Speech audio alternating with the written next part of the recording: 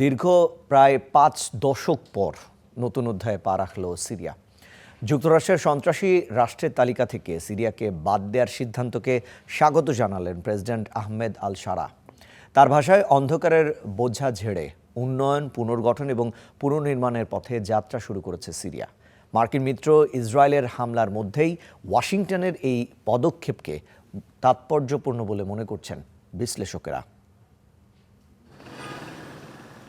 প্রায় ৪৬ বছর পর যুক্তরাষ্ট্রের সন্ত্রাসবাদের পৃষ্ঠপোষক রাষ্ট্র তালিকা থেকে বাদ পড়ল সিরিয়া। গত ৮ জুলাই মার্কিন প্রেসিডেন্ট ডোনাল্ড ট্রাম্প কংগ্রেসকে সিরিয়ার নাম তালিকা থেকে বাদ দেওয়ার পরিকল্পনার কথা জানান। এরপর ৪৫ দিনের কংগ্রেসীয় পর্যালোচনা শেষে কার্যকর হয় সিদ্ধান্তটি। ১৯৭৯ সালে তৎকালীন প্রেসিডেন্ট হাফিজ আল আসাদের সরকারকে সশস্ত্র গোষ্ঠীগুলোকে সমর্থনের অভিযোগে কালো তালিকায় রাখা হয়েছিল সিরিয়াকে। বাশার আল আসাদের দীর্ঘ শাসনামলেও বহাল ছিল সেই তকমা। ২০২৪ সালের ডিসেম্বরে আল শারা নেতৃত্বাধীন বিদ্রোহীদের হাতে ক্ষমতাচ্যুত হন বাশার। পরিবর্তিত পরিস্থিতিতে মার্কিন নিষেধাজ্ঞা প্রত্যাহারকে অন্ধকার থেকে আলোর যুগে প্রবেশ হিসেবে আখ্যা দিয়েছেন সিরিয়ার প্রেসিডেন্ট আহমেদ আল শারা।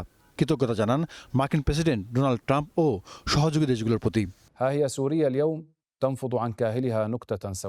আজ সিরিয়া এক অন্ধকার বোঝা ঝেড়ে ফেলে এবং তার অতীতের এক বেদনাদায়ক অধ্যায় পেরিয়ে উন্নয়ন, পুনর্গঠন ও পুনর্নির্মাণের পথে যাত্রা শুরু করছে।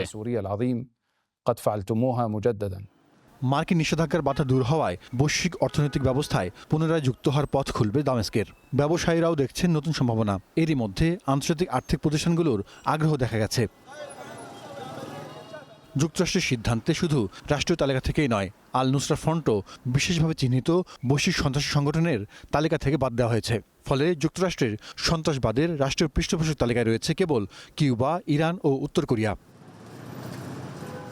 Zahidur Rahman, Star news.